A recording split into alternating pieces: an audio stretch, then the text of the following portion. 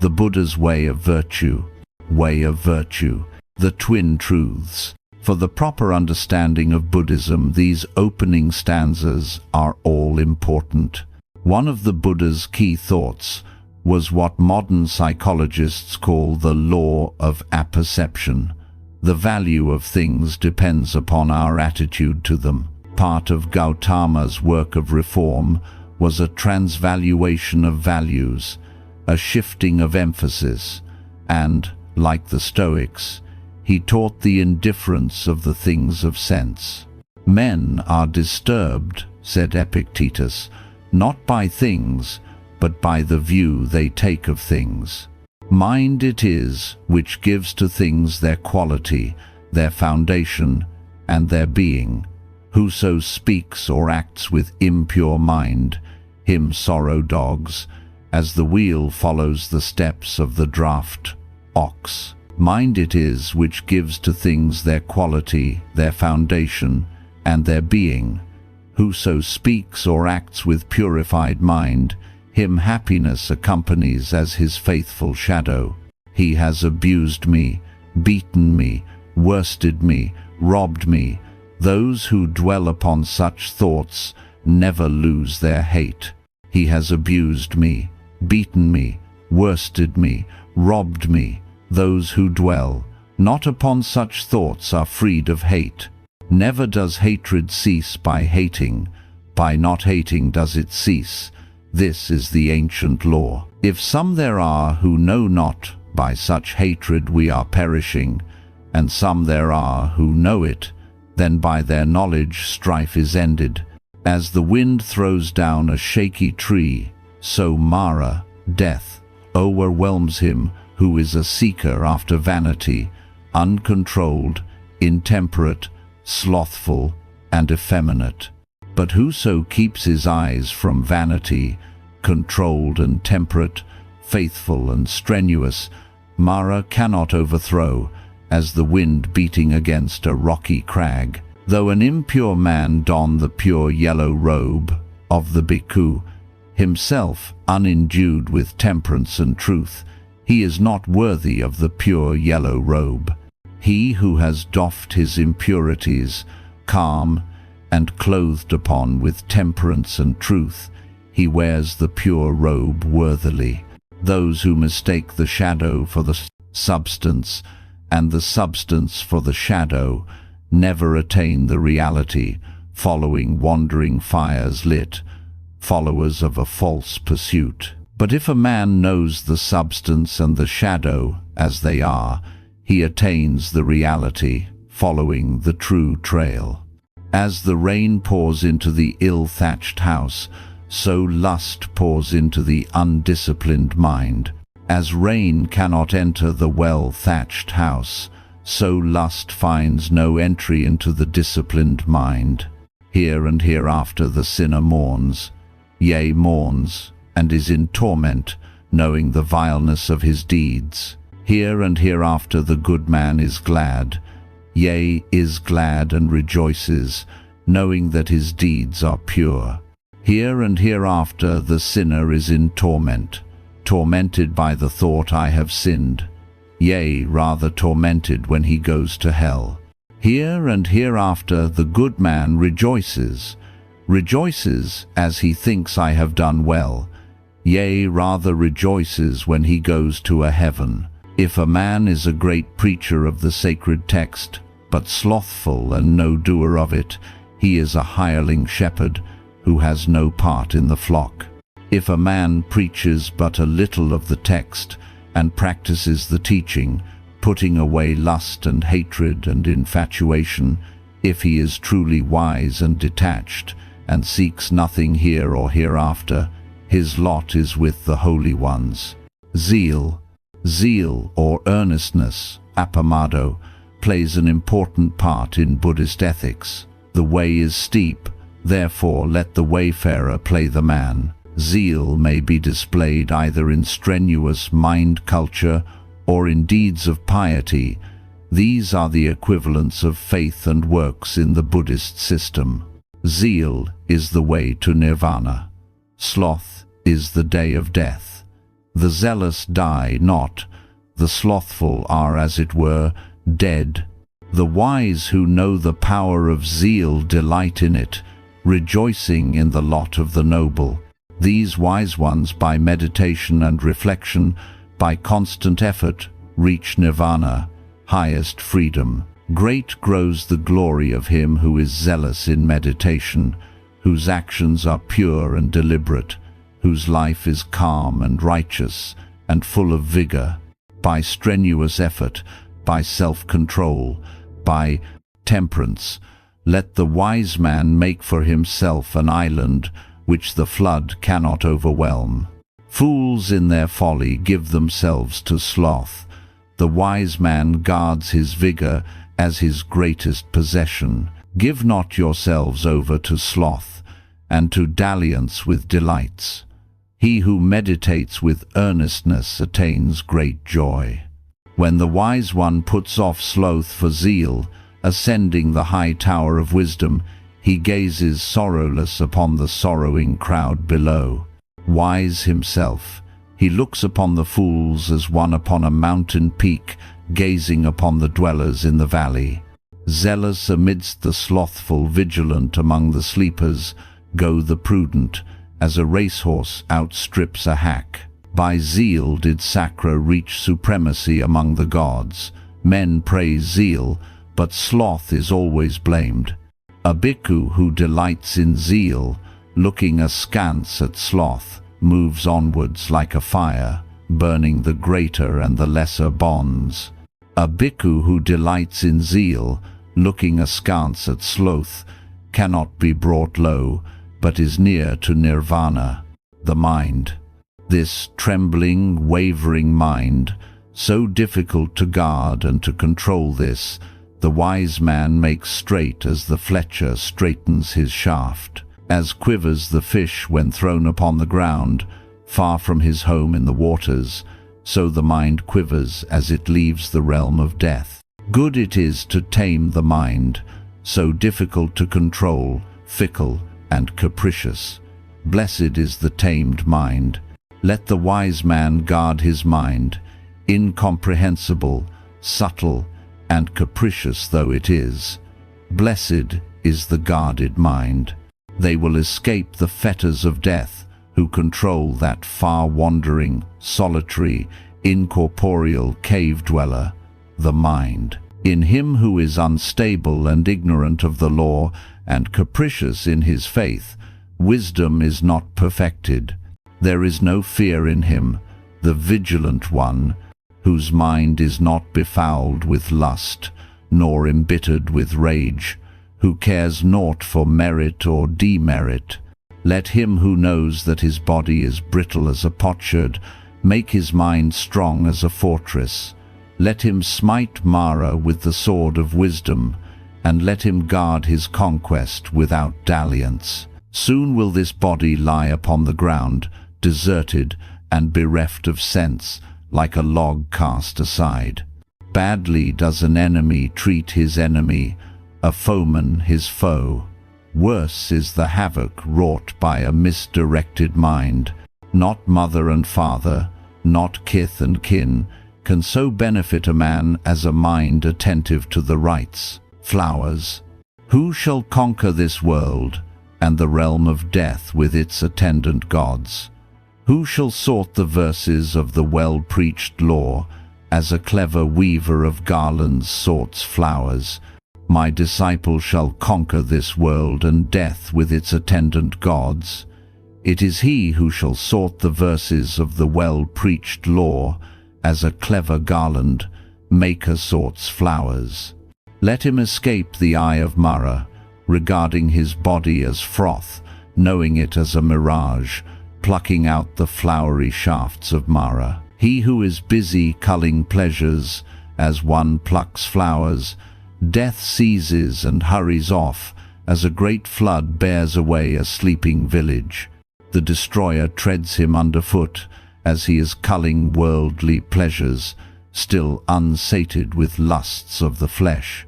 As a bee taking honey from flowers, without hurt to bloom or scent, so let the sage seek his food from house to house. Be not concerned with other men's evil, words or deeds or neglect of good. Look rather to thine own sins and negligence lit, sins of commission and omission, things done and undone, as some bright flower fair to look at, but lacking fragrance, so are fair words which bear no fruit in action. As some bright flower, fragrant as it is fair, so are fair words whose fruit is seen in action. As if from a pile of flowers one were to weave many a garland, so let mortals string together much merit. No scent of flower is borne against the wind, though it were sandal, or incense, or jasmine. But the fragrance of the holy is borne against the wind. The righteous pervade all space with their fragrance. More excellent than the scent of sandal and incense, of lily and jasmine, is the fragrance of good deeds. A slight thing is this scent of incense and of sandalwood, but the scent of the holy pervades the highest heaven. Death finds not the path of the righteous and strenuous, who are set free by their perfect wisdom. As on some roadside dung heap, a flower blooms fragrant and delightful, so amongst the refuse of blinded mortals shines forth in wisdom the follower of the true Buddha. The fool. Long is the night to the watcher, long is the league to the weary traveler, long is the chain of existence to fools who ignore the true law. If on a journey thou canst not find thy peer, or one better than thyself, make the journey stoutly alone. There is no company with a fool. I have sons and wealth, thinks the fool with anxious care. He is not even master of himself, much less of sons and wealth. The fool who knows his folly is so far wise, but the fool who reckons himself wise is called a fool indeed. Though for a lifetime the fool keeps company with the wise, yet does he not learn righteousness, as spoon gets no taste of soup. If but for a moment the thoughtful keep company with the wise, straightway he learns righteousness, as tongue tastes soup. Fools and dolts go their way, their own worst enemies, working evil which bears bitter fruit. That is no good deed which brings remorse, whose reward one receives with tears and lamentation. But that is the good deed which brings no remorse, whose reward the doer takes with joy and gladness.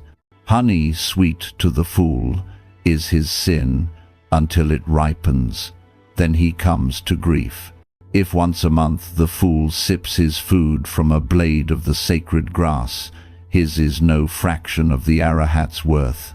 Evil does not straightway curdle like milk, but is rather like a smouldering fire which attends the fool and burns him. When the fool's wisdom bears evil fruit, it bursts asunder his happiness and smashes his head.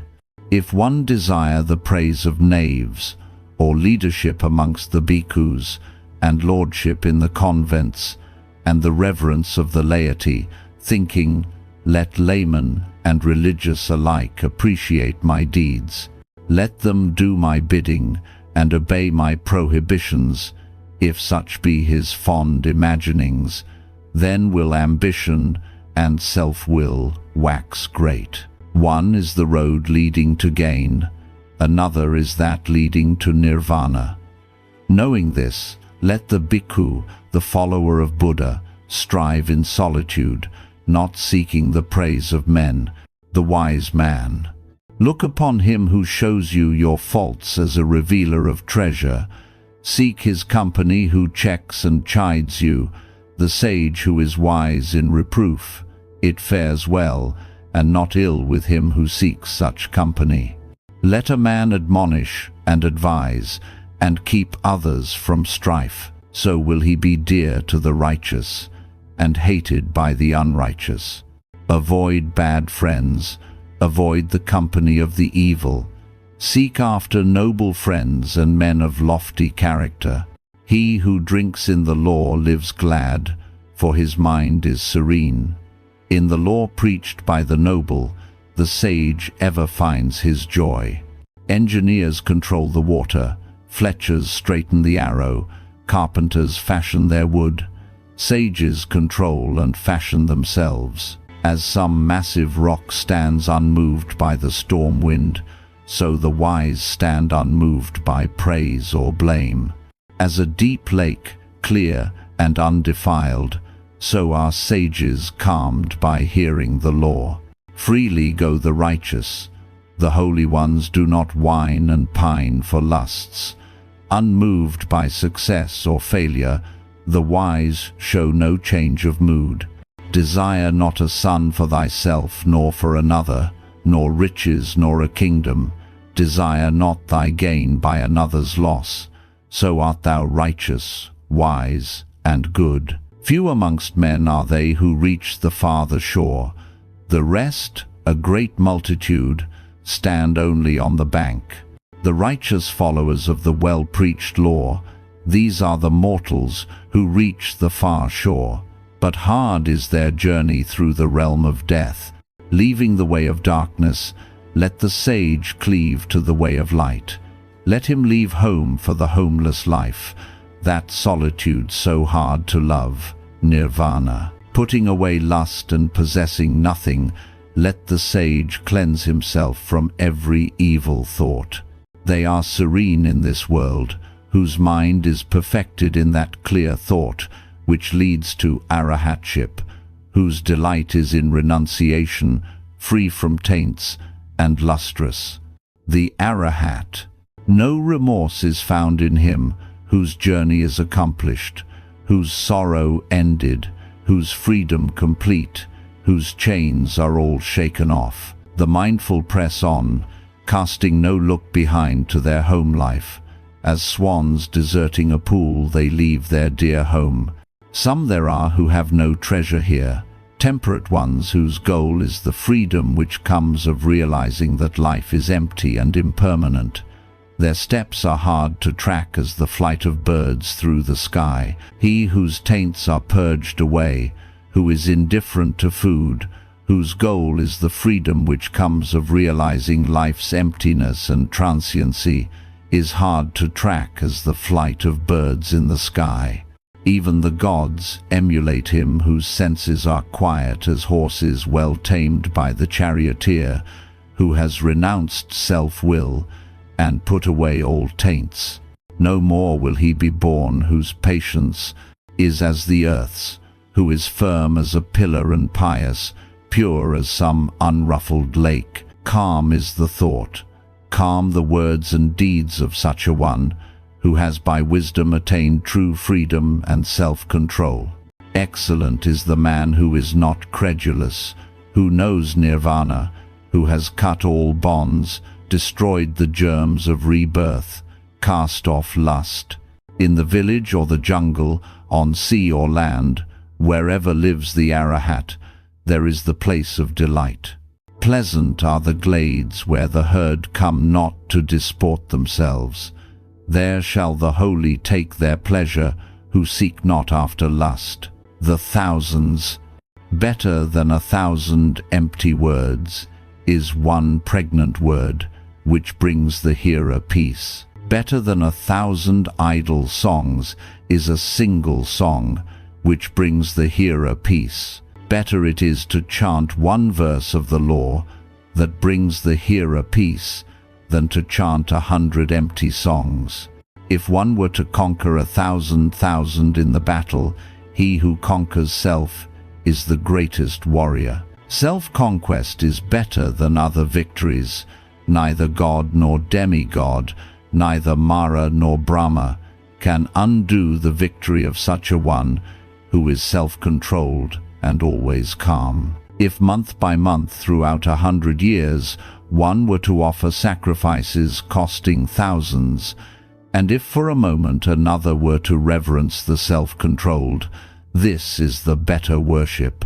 If one for 100 years tended the sacred fire in the glade, and another for a moment reverenced the self-controlled, This is the better worship. Whatsoever sacrifice or offering a man makes for a full year, in hope of benefits, all is not worth a quarter of that better offering reverence to the upright. In him who is trained in constant courtesy and reverence to the old, 4 qualities increase: length of days, beauty, gladness, and strength. Better than 100 years of impure and intemperate existence is a single day of moral, contemplative life. Better is 1 day of wise and contemplative life than 1,000 years of folly and intemperance. Better 1 day of earnest energy than 100 years of sloth and lassitude. Better 1 day of insight into the fleeting nature of the things of sense than 100 years of blindness to this transiency. Better 1 day of insight into the deathless state, nirvana, than 100 years of blindness to this immortality. Better 1 day of insight into the supreme law than 100 years of blindness to that law. Better than 1,000 empty words is 1 pregnant word, which brings the hearer peace. Better than 1,000 idle songs is a single song, which brings the hearer peace. Better it is to chant 1 verse of the law that brings the hearer peace than to chant 100 empty songs. If one were to conquer 1,000 in the battle, he who conquers self is the greatest warrior. Self-conquest is better than other victories. Neither God nor demigod, neither Mara nor Brahma, can undo the victory of such a one who is self-controlled and always calm. If month by month, throughout 100 years, one were to offer sacrifices costing thousands, and if for a moment another were to reverence the self-controlled, this is the better worship. If one for 100 years tended the sacred fire in the glade, and another for a moment reverenced the self-controlled, this is the better worship. Whatsoever sacrifice or offering a man makes for a full year in hope of benefits, all is not worth a quarter of that better offering reverence to the upright. In him who is trained in constant courtesy and reverence to the old, 4 qualities increase: length of days, beauty, gladness, and strength. Better than 100 years of impure and intemperate existence is a single day of moral, contemplative life. Better is 1 day of wise and contemplative life than 1,000 years of folly and intemperance. Better 1 day of earnest energy than 100 years of sloth and lassitude. Better 1 day of insight into the fleeting nature of the things of sense than 100 years of blindness to this transiency. Better 1 day of insight into the deathless state, nirvana, than 100 years of blindness to this immortality. Better 1 day of insight into the supreme law than 100 years of blindness to that law. Better than 1,000 empty words is 1 pregnant word, which brings the hearer peace. Better than 1,000 idle songs is a single song, which brings the hearer peace. Better it is to chant 1 verse of the law that brings the hearer peace than to chant 100 empty songs. If one were to conquer 1,000 in the battle, he who conquers self is the greatest warrior. Self-conquest is better than other victories. Neither God nor demigod, neither Mara nor Brahma, can undo the victory of such a one who is self-controlled and always calm. If month by month throughout 100 years one were to offer sacrifices costing thousands, and if for a moment another were to reverence the self-controlled, this is the better worship. If one for 100 years tended the sacred fire in the glade, and another for a moment reverenced the self-controlled, this is the better worship.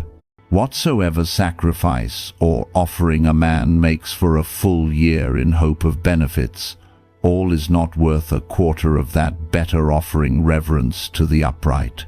In him who is trained in constant courtesy and reverence to the old, 4 qualities increase: length of days, beauty, gladness, and strength. Better than 100 years of impure and intemperate existence is a single day of moral contemplative life. Better is 1 day of wise and contemplative life than 1,000 years of folly and intemperance. Better 1 day of earnest energy than 100 years of sloth and lassitude. Better 1 day of insight into the fleeting nature of the things of sense than 100 years of blindness to this transiency. Better 1 day of insight into the deathless state, nirvana, than 100 years of blindness to this immortality. Better 1 day of insight into the supreme law than 100 years of blindness to that law. Vice. Cling to what is right, so will you keep the mind from wrong. Whoso is slack in well-doing comes to rejoice in evil. If one offends, let him not repeat his offense, let him not set his heart upon it. Sad is the piling up of sin. If one does well, let him repeat his well-doing, let him set his heart upon it. Glad is the storing up of good. The bad man sees good days until his wrongdoing ripens, then he beholds evil days. Even a good man may see evil days till his well-doing comes to fruition, then he beholds good days. Think not lightly of evil, it will not come nigh me. Drop by drop the pitcher is filled, slowly yet surely the fool is saturated with evil. Think not lightly of good, it will not come nigh me. Drop by drop the pitcher is filled, slowly yet surely the good are filled with merit. A trader whose pack is great and whose caravan is small shuns a dangerous road. A man who loves his life shuns poison, so do thou shun evil. He who has no wound can handle poison. The unwounded hand cannot absorb it. There is no evil to him that does no evil. Whoso is offended by the inoffensive man, and whoso blames an innocent man, his evil returns upon him as fine dust thrown against the wind. Some go to the womb, some, evildoers, to hell. The good go to heaven, the sinless to nirvana. Not in the sky, nor in mid-ocean, nor in mountain cave can one find sanctuary from his sins. Not in the sky, not in mid-ocean, not in mountain cave can one find release from the conquering might of death. Punishment. All fear the rod, all quake at death. Judge then by thyself, and forbear from slaughter or from causing to slay. To all is life dear. Judge then by thyself, and forbear to slay or to cause slaughter. Whoso himself desires joy, yet hurts them who love joy, shall not obtain it hereafter. Whoso himself desires joy, and hurts not them who love it, shall hereafter attain to joy. Speak not harshly to anyone, else will men turn upon you. Sad are the words of strife, retribution will follow them. Be silent as a broken gong, so wilt thou reach peace, for strife is not found in thee. As the herdsman drives out his cows to the pasture, so old age and death drive out the life of men. Verily the fool sins and knows it not. By his own deeds is the fool tormented, as by fire. He who strikes those who strike not, and are innocent, will come speedily to one of these 10 states. To cruel torment, loss, accident, severe illness, and madness he will come. To visitation from the king, grievous slander, loss of kith and kin, and perishing of his wealth he will come. Ravaging fire will destroy his houses, and after death the poor wretch will go to hell. Not nakedness, nor matted hair, not dirt, nor fastings, not sleeping in sanctuaries, nor ashes, nor ascetic posture, None of these things purifies a man who is not free from doubt. If even a fop fosters the serene mind, calm and controlled, pious and pure, and does no hurt to any living thing, he is the Brahmin, he is the Samana, he is the Bhikkhu. Is there in all the world a man so modest that he provokes no blame? As a noble steed never deserves the whip. As a noble steed stung by the whip, be ye spirited and swift, by faith, by righteousness, by manliness, by meditation, by just judgment, by theory and practice, by mindfulness. Leave aside sorrow, no slight burden. Engineers control the water, fletchers fashion their shafts, carpenters shape the wood. It is themselves that the pious fashion and control.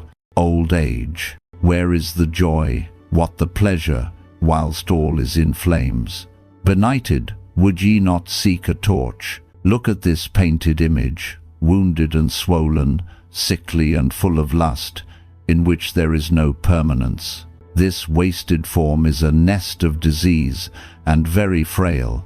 It is full of putrid matter and perishes.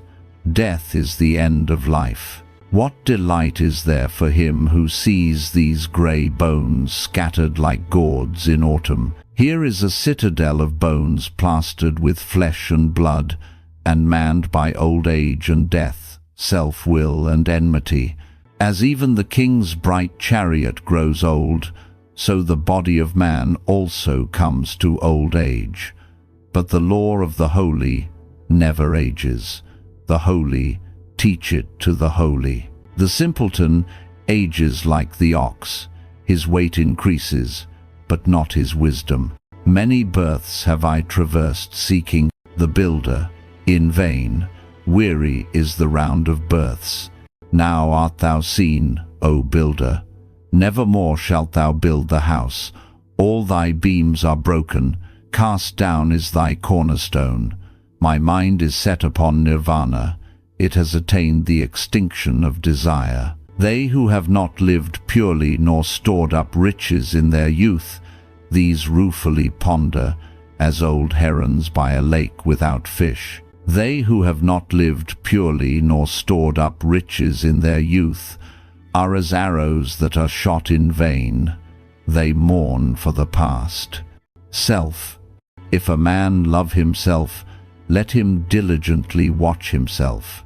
The wise will keep vigil for one of the 3 watches of the night. Keep first thyself aright, then mayest thou advise others. So is the wise man unblameable. If one so shapes his own life as he directs others, himself controlled, he will duly control others. Self, they say, is hard to tame. A man is his own helper. Who else is there to help?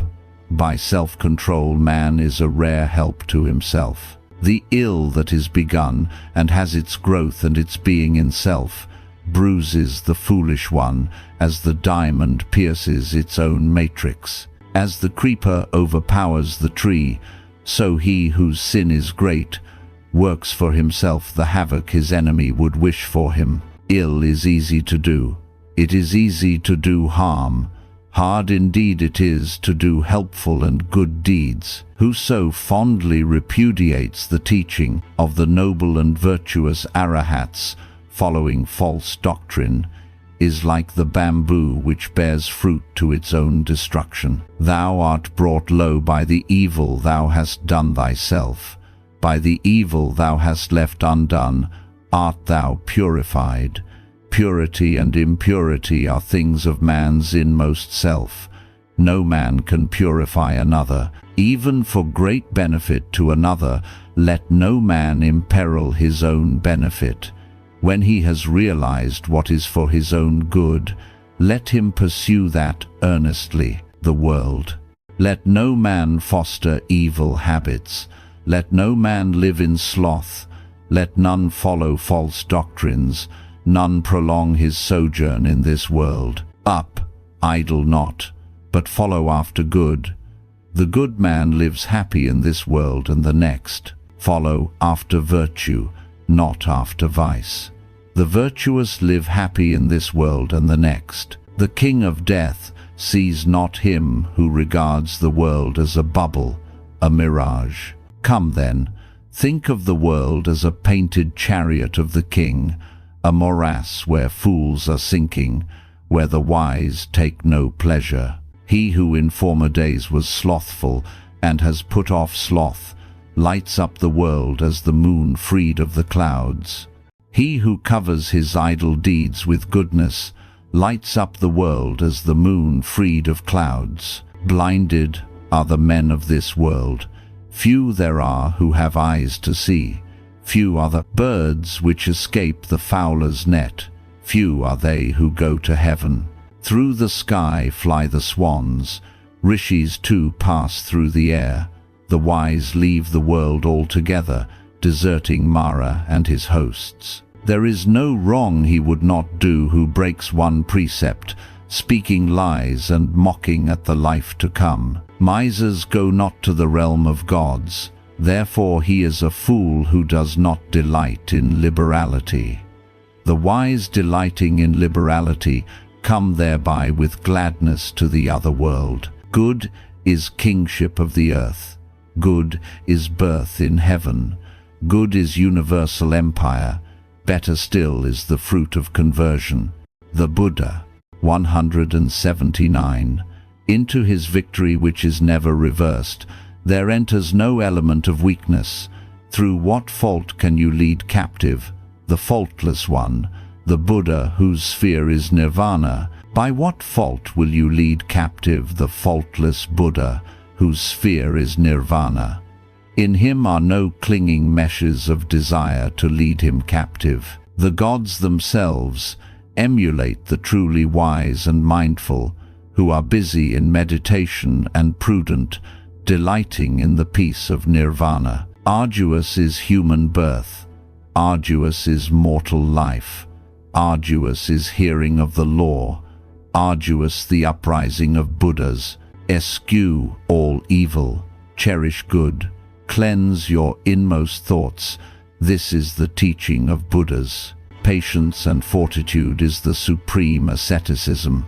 Nirvana is above all, say the Buddhas. He is no recluse who harms others, nor is he who causes grief an ascetic, samana. Hurt none by word or deed. Be consistent in well-doing. Be moderate in food. Dwell in solitude. And give yourselves to meditation. This is the advice of Buddhas. Not by a shower of gold is satisfaction of the senses found. Little pleasure, lasting pain, so thinks the sage. The follower of the true Buddha finds no delight even in divine pleasures, but his joy is in the destruction of desire, tanha. Often do men in terror seek sanctuary in mountains or jungles, by sacred groves or trees. In them is no safe sanctuary. In them is not the supreme sanctuary. In them is not that sanctuary whither a man may go and cast aside his cares. But he who goes for sanctuary to the Buddha, the Dhamma, and the Sangha, looks in his wisdom for the four noble truths: sorrow, the arising of sorrow, the cessation of sorrow, and the noble eightfold path which leads to their cessation. Here truly is the sure sanctuary. Here is the supreme sanctuary. Here is the sanctuary where a man may go and cast aside his care. Hard to find is the exalted one. He is not born in every place. Happy dwells the household into which he, the wise one, is born. A blessing is the arising of Buddhas. A blessing is the true preaching. Blessed is the unity of the Sangha. Blessed is the devotion of those who dwell in unity. Immeasurable is the merit of him who does reverence to those to whom reverence is due.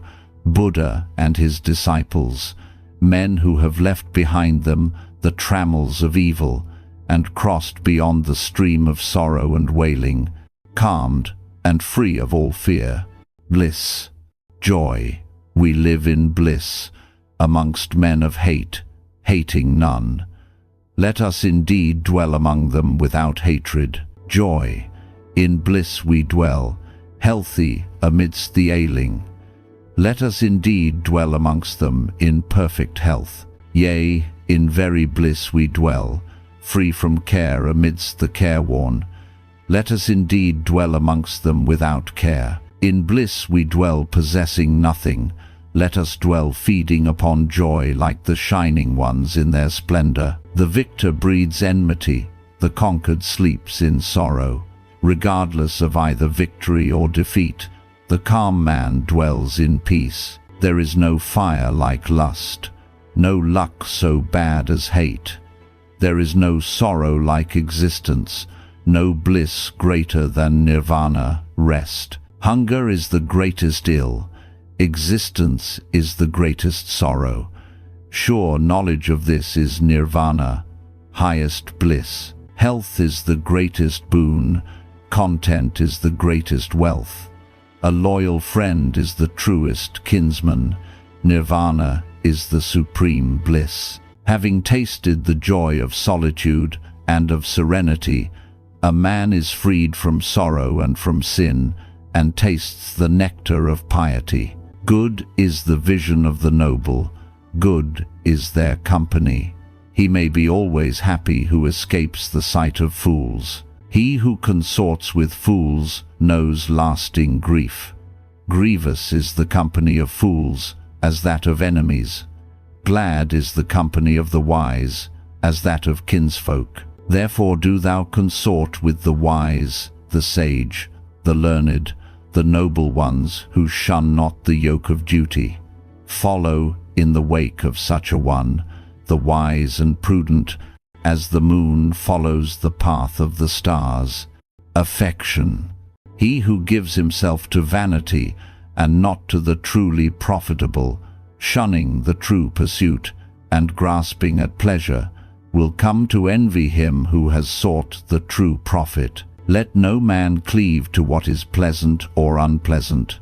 Parting with the pleasant is pain, and painful is the presence of the unpleasant. Take a liking to nothing. Loss of the prize is evil. There are no bonds for him who has neither likes nor dislikes. From attachment comes grief, from attachment comes fear. He who is pure from attachment knows neither grief nor fear. From affection come grief and fear. He who is without affection knows neither grief nor fear. From pleasure come grief and fear. He who is freed from pleasure knows neither grief nor fear. From lust come grief and fear. He who is freed from lust knows neither grief nor fear. From desire come grief and fear. He who is free of desire knows neither grief nor fear. The man of counsel and insight, of righteousness and truth, who minds his own affairs, him the crowd holds dear. If a man's heart be set upon the ineffable, nirvana, his mind brought to perfection, and every thought freed from lust, he is called the strong swimmer who forges his way against the stream. When, after long voyaging afar, one returns in safety home, kinsfolk and friends receive him gladly. Even so his good deeds receive the good man when he leaves this world for the next, as kinsfolk greet a dear traveler. Anger. Put away anger, eschew self-will, conquer every bond. No suffering touches him who does not cling to phenomenal existence, but calls nothing his own. Whoso controls his rising anger as a running chariot, him I call the charioteer. The others only hold the reins. By calmness let a man overcome wrath. Let him overcome evil by good.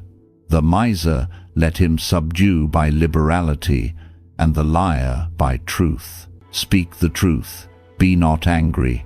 Give of thy poverty to the suppliant.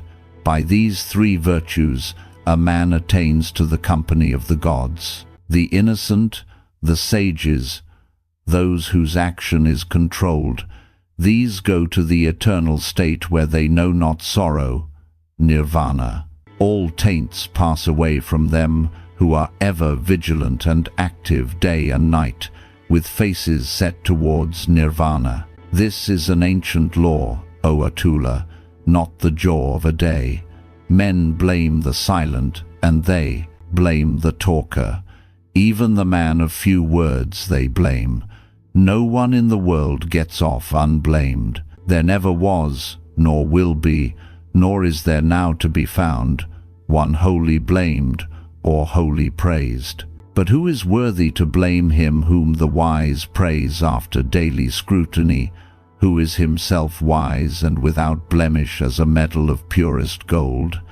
Even the gods seek to emulate such a one. Even Brahma praises him. Guard against evil deeds, control the body, eschew evil deeds and do good. Guard against evil words, control the tongue, eschew evil words and speak good ones. Guard against evil thoughts, control the mind, eschew evil thoughts and think good ones. The wise, controlled in act, in word, in thought, are well controlled indeed. Sin, thou art withered as a sere leaf. Death's messengers await thee. Thou standest at the gate of death, and hast made no provision for the journey. Make to thyself a refuge. Come, strive and be prudent. When thy impurities are purged, thou shalt come into the heavenly abode of the noble. Thy life is ended. Thou art come into the presence of death. There is no resting place by the way, and thou hast no provision for the journey. Make for thyself a refuge. Come, strive and play the sage. Burn off thy taints, and thou shalt know birth and old age no more. As a smith purifies silver in the fire, so bit by bit continually the sage burns away his impurities. It is the iron's own rust that destroys it. It is the sinner's own acts that bring him to hell. Disuse is the rust of mantras. Laziness, the rust of households. Sloth is the rust of beauty. Neglect is the watcher's ruin. Impurity is the ruin of woman, and avarice the ruin of the giver. Ill deeds are the rust of this world and the next. More corrosive than those is the rust of ignorance, the greatest of taints.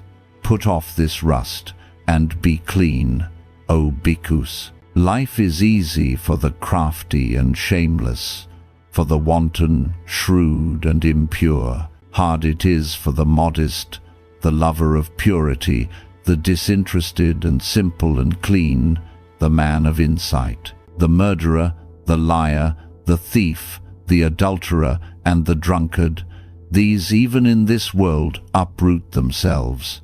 Know this, O man, evil is the undisciplined mind. See to it that greed and lawlessness bring not upon thee long suffering. Men give according to faith or caprice. If a man fret because food and drink are given to another, he comes not day or night to serene meditation, i.e. samadhi. He in whom this envious spirit is destroyed and wholly uprooted, he truly day and night attains serene meditation. There is no fire like lust, no ravenous beast like hatred, no snare like folly, no flood like desire. To see another's fault is easy, to see one's own is hard. Men winnow the faults of others like chaff. Their own they hide as a crafty gambler hides a losing throw. The taints of this man are ever growing. He is far from the purification of taints, arahatship, the censorious one who is ever blaming others. There is no path through the sky. There is no religious apart from us. The world without delights in dalliance. The blessed ones are freed from this thrall. There is no path through the sky. There is no religious apart from us. Nothing in the phenomenal world is lasting, but Buddhas endure immovable. the righteous. Hasty judgment shows no man just. He is called just who discriminates between right and wrong, who judges others not hastily, but with righteous and calm judgment, a wise guardian of the law. Neither is a man wise by much speaking. He is called wise who is forgiving, kindly, and fearless. A man is not a pillar of the law for his much speaking. He who has heard only part of the law and keeps it, indeed, he is a pillar of the law and does not slight it. No man is made an elder by his grey locks. Mere old age is called empty-o. He is called elder in whom dwell truth and righteousness, harmlessness and self-control and self-mastery, who is without taint and wise.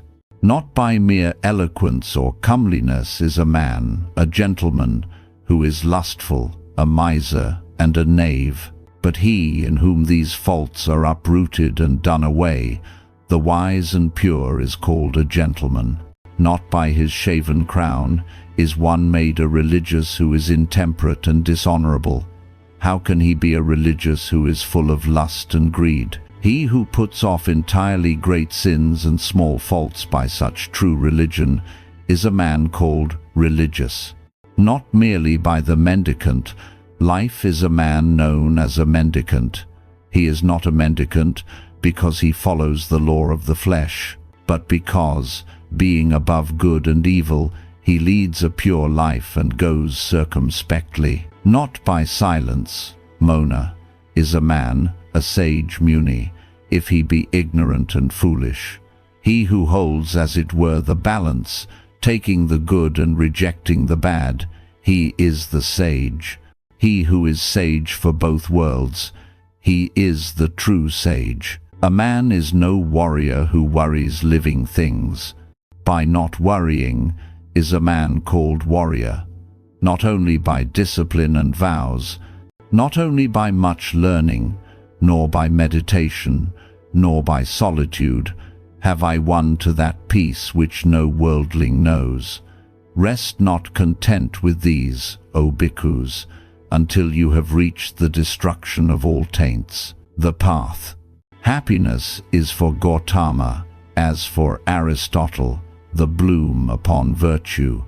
The path which leads to the supreme bliss is the path of morality, defined as the noble eightfold path. If a man follow this, he is happy here and hereafter. It consists of right views, right aspirations, right speech, right action, right livelihood, right effort, right mindfulness, right contemplation.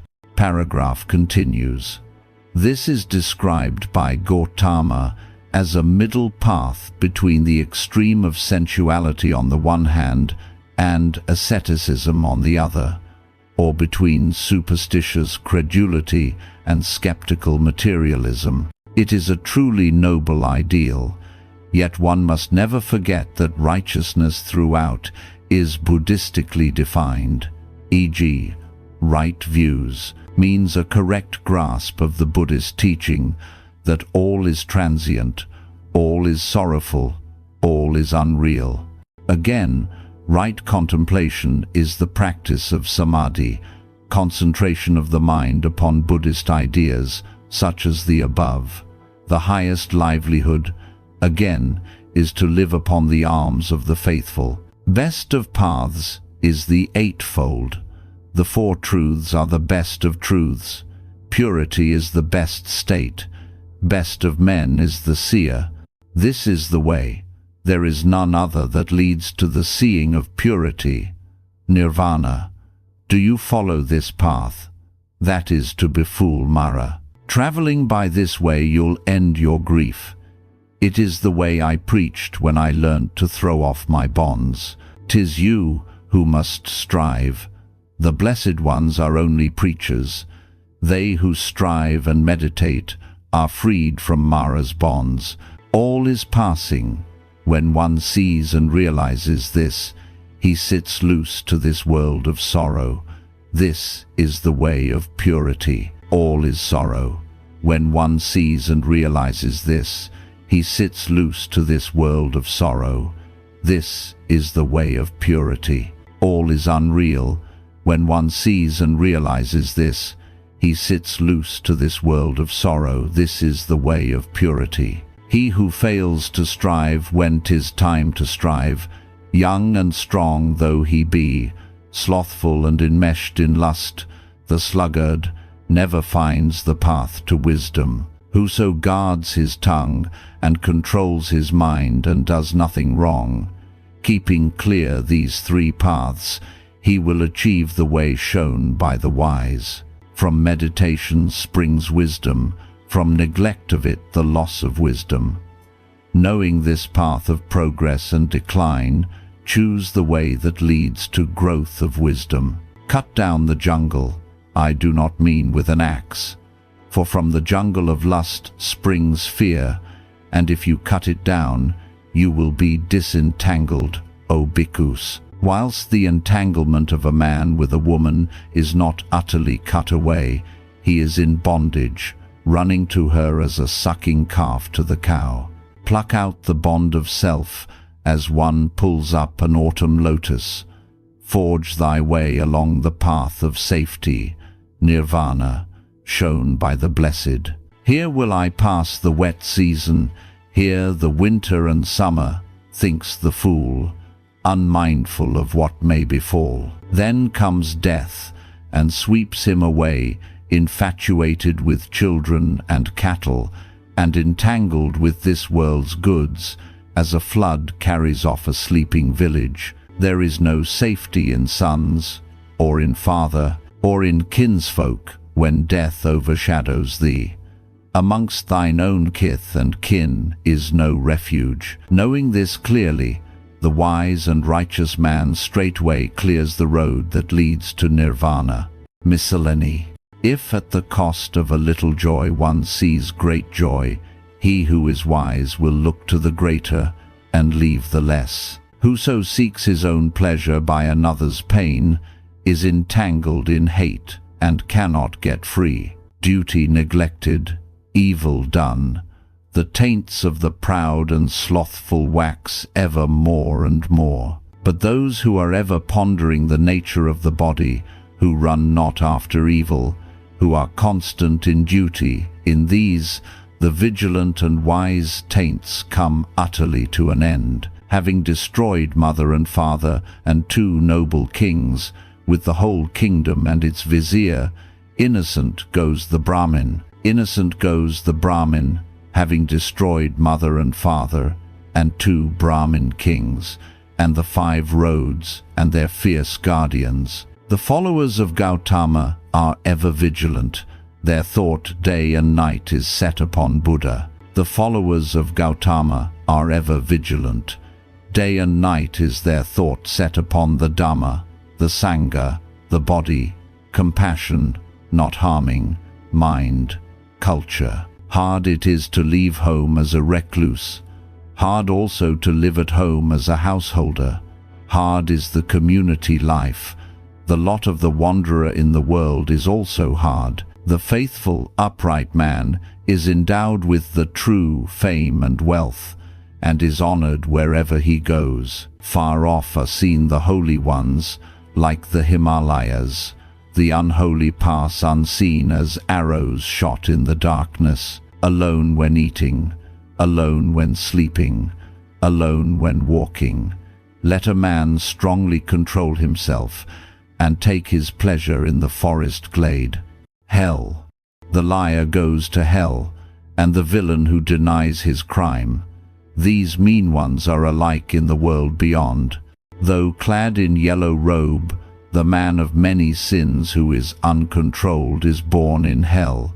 The sinner is punished by his sin. Better to swallow a ball of red-hot iron than to live uncontrolled upon the bounty of the faithful. 4 evil consequences follow the sluggard and the adulterer: retribution, broken slumber, an evil name, and in the end, hell. That way lie retribution and an evil character. the short-lived joy of trembling sinners, and a heavy penalty from the ruler. Therefore run not after thy neighbor's wife. As pampas grass clumsily handled cuts the hand, so is the community life. Abused, it brings a man to hell. All duties carelessly performed, all vows slightingly observed, the recluse life that is open to suspicion, these bear no great fruit. If a duty is to be done, do it with thy might. A careless recluse scatters contagion broadcast. Better leave undone a bad deed. One day the doer will lament.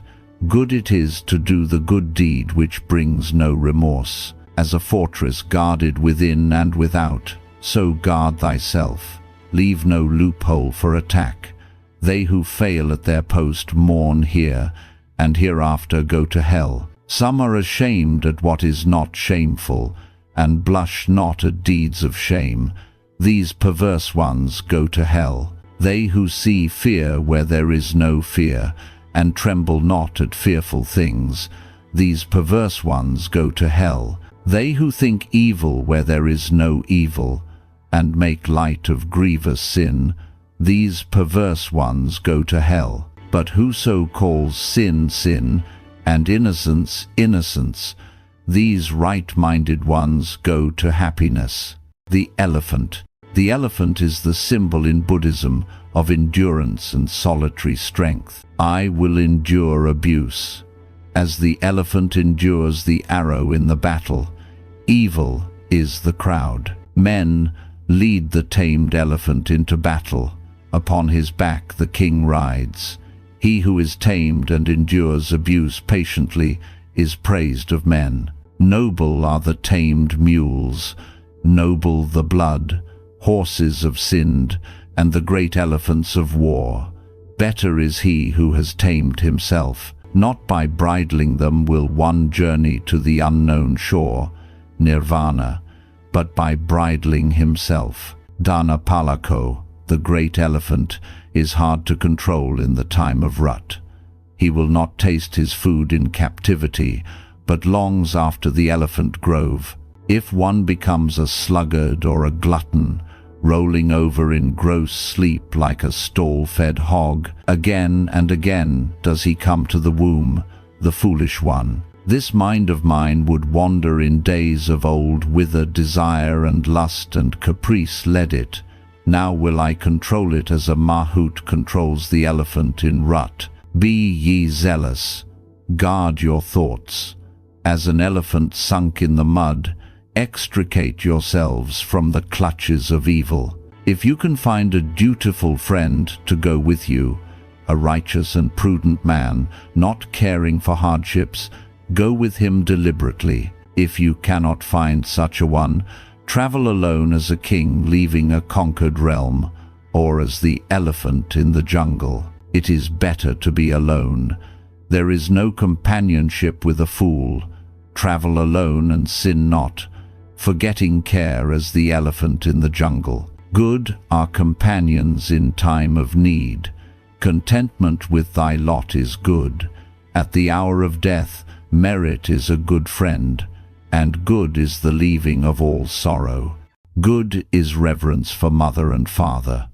Good, too, reverence for recluses and sages.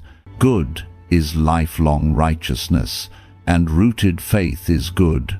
Good is the getting of wisdom, and good the avoiding of sin. Desire, tanha, desire, is defined as the hankering after pleasure, or existence, or success, or all three. Mahavagga 16:20. It is the germ from which springs all human misery, birth, old age, and suffering. To be rid of tanha is to be free of pain, to pass into the beyond, the painless dream world of nirvana. As the malua creeper, so spreads the desire of the sluggard. From birth to birth he leaps like a monkey seeking fruit. Whoso is subdued by this sordid clinging desire, his sorrows wax more and more, like Bhairana grass after rain. But his sorrows drop off like water from the lotus leaf, who subdues this sordid, powerful desire. I give you this good counsel, all ye who are gathered here, cut out desire, as one digs up the grass to find the fragrant root. Let not Mara break you again and again as the river breaks the rushes. A tree, though it be cut down, yet springs up again, if its roots are safe and firm. Thus sorrow, if it be not uprooted, springs repeatedly to birth. If man's desires flow unchecked, the waves of his lust and craving bear him off, misguided one. Everywhere flow the streams, everywhere the creeper sprouts and takes hold. If thou seest this creeper growing, be wise, pluck it out by the roots. Men hug delights, they foster some pet sin, hankering after which they suffer birth and old age. Dogged by lust, men double like a hunted hare. Fast bound in its fetters, they go through long ages to misery. Dogged by lust, they double like a hunted hare. Throw off thy lust, O bhikkhu, if thou wouldst be free. Whoso has left the tangle of home life for the solitude of the jungle, and goes back to it, regard him thus. Lo, one who was freed, and ran back to his chains. Iron and wood and hemp, these sages call not heavy bonds, but rather love of bejeweled women, and the care for children and wives. This is a heavy bond indeed. Light, though it seem, it drags men down, and is not easily cut off. Yet some there are who cut even this asunder, and leave behind them pleasure and lust, with no backward glance. Some again there are who fall into the meshes of their own lust, as the spider falling into her own net. Even this the wise cut through, leaving sorrow behind, with no backward glance. Lay aside past, future, and present, escaping the world. Wholly freed in mind, thou shalt not again return to birth and old age. Desire waxes great in him who is oppressed by wandering thoughts, fired with lust and seeking after pleasure. So doth he make his fetters strong. Whoso delights in calming his thoughts and looks askance at the things of sense, will thus come to an end, and cut the bonds of Mara. This will be his last body, who has reached the goal, who is fearless, detached, and unblameable, who has pulled out the rivets of existence. He who is detached and not grasping, a clever student of the law and its meaning, knowing the words and their order, he is called the enlightened. This is his last birth. All-conquering and all-knowing am I, detached, untainted, untrammeled, wholly freed by destruction of desire. Whom shall I call teacher? Myself found the way. The gift of the law surpasses every gift. The savor of the law surpasses every savor. The pleasure of the law surpasses every pleasure. The destruction of desire conquers all sorrow. Wealth kills the fool if he look not to the beyond. For greed of wealth fools kill each other. Weeds are the bane of fields, and lust the bane of the crowd. Therefore a gift given where there is no lust bears much fruit. Weeds are the bane of fields. Wrath, infatuation, and avarice are the bane of the crowd. A gift given where there is neither wrath, nor infatuation, nor avarice, bears much fruit. The bhikkhu, good is restraint of eye and ear, of smell and taste. Good is restraint of action and of speech. Restraint of mind and of every sense is good. The bhikkhu restrained in all things casts aside every care. Best amongst the temperate is he who is temperate in hand and foot and tongue, the man of inward joy and calm. Him I call bhikkhu. The bhikkhu who is temperate and moderate in speech, not puffed up, but a wise preacher and interpreter, sweet are his words. He who abides in the law and takes his pleasure therein, revolving it in his mind and pondering it, he is a bhikkhu who falls not away from the law. Let him neither make much of his own gain, nor envy that of others. The bhikkhu who envies others attains not the true meditation. Even the gods praise that bhikkhu whose own gain is slight, yet who covets not the gain of other men, but lives pure and strenuous. He who clings not to selfhood and to existence, but mourns at the vanity of this fleeting world, he is called bhikkhu. The bhikkhu who lives kindly and trusts in Buddha's teaching, he approaches nirvana, the calm and blissful end of rebirth. Bail out the ship, O bhikkhu, then will it go lightly. Cut the thongs of lust and hate, so wilt thou come to nirvana. Cut the 5 bonds, leave other 5, and take in their place 5 more. He who has got beyond the 5 evil states is said to have crossed the flood. Keep vigil, O bhikkhu, be not slothful. Let not your mind dally with delights. Suffer not the pangs of hell, and wail not as the flames devour you, O day of woe. There is no meditation apart from wisdom. There is no wisdom apart from meditation.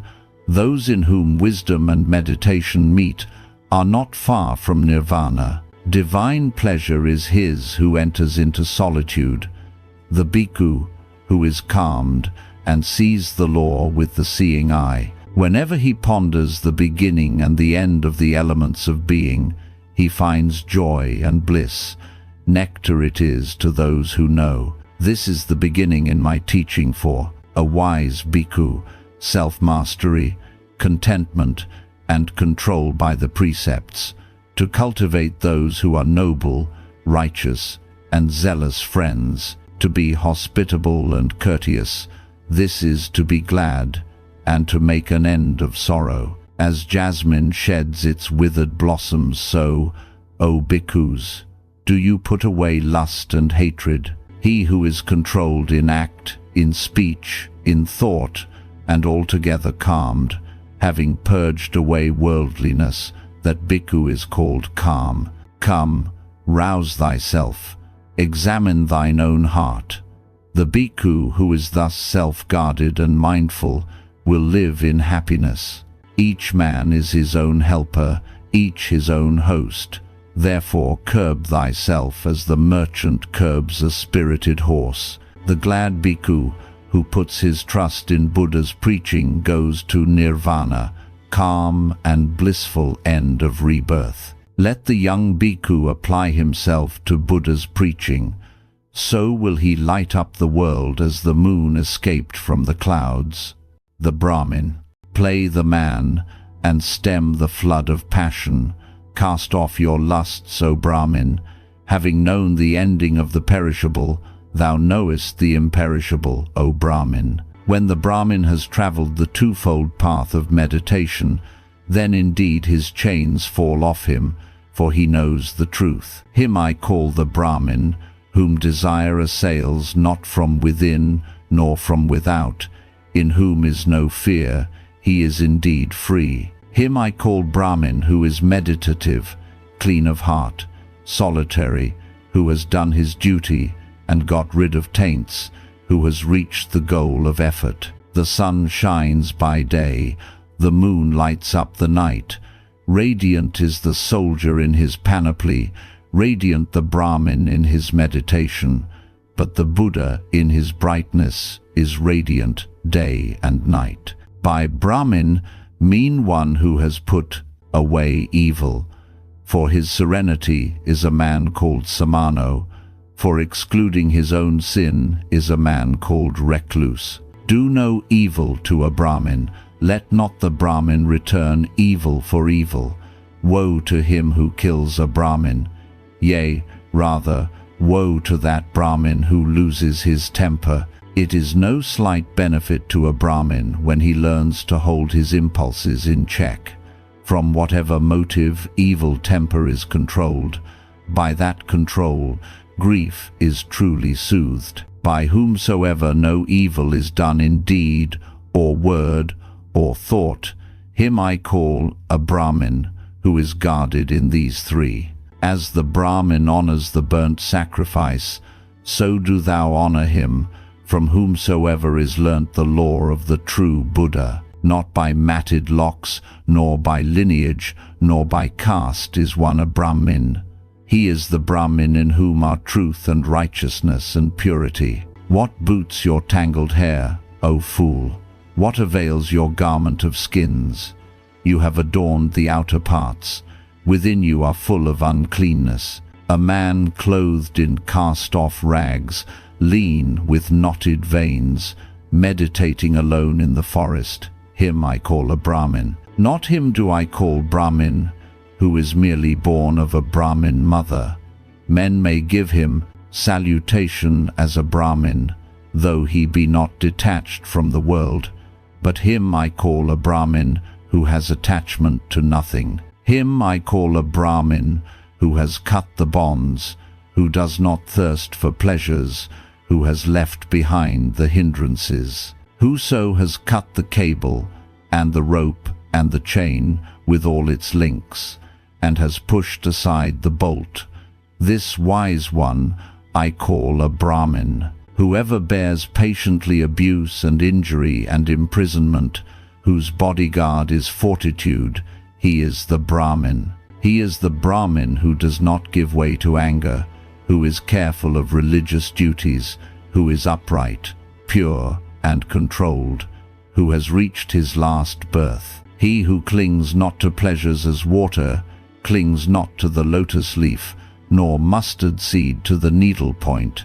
Him I call Brahmin. He is the Brahmin who in this very world knows the end of sorrow, who has laid the burden aside and is free. Whoso is wise with deep wisdom, seeing the right way and the wrong, and has reached the goal, him I call Brahmin. He is the Brahmin who is not entangled either with householders or with recluses, who has no home and few wants. He who lays down the rod, who neither kills nor causes the death of creatures, moving or fixed, he is the Brahmin. Not opposing those who oppose, calm amidst the fighters, not grasping amidst men who grasp, he is the Brahmin. He is the Brahmin from whom anger and hatred and pride and slander have dropped away, as the mustard seed from the needlepoint. If one were to preach gentle and instructive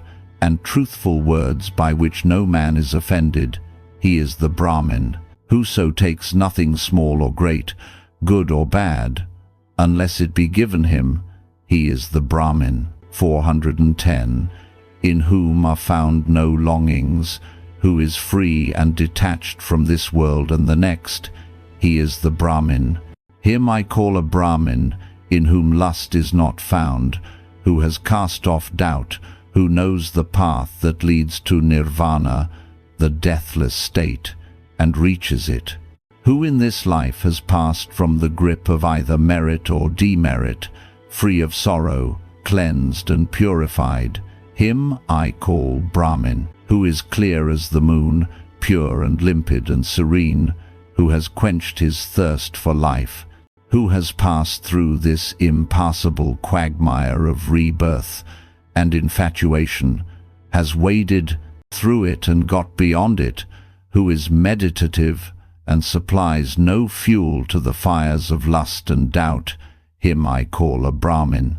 Who in this life, deserting his lusts, goes from home into solitude, and has quenched lust, and with it the desire to be reborn. Who in this life deserts craving, and goes from home into solitude, who has quenched craving, and with it the desire to be reborn, him I call Brahmin. Who has left behind him human pleasures, and passed beyond heavenly ones, and is freed from all entanglement of delight, who has left aside both gusto and disgust, who is cooled and has in him no spark of rebirth, victor in all worlds, and hero, him I call Brahmin. He is the Brahmin who fully knows the perishing of living things and their uprising, who is detached and happy and wise. He is the Brahmin whose way is not known to gods,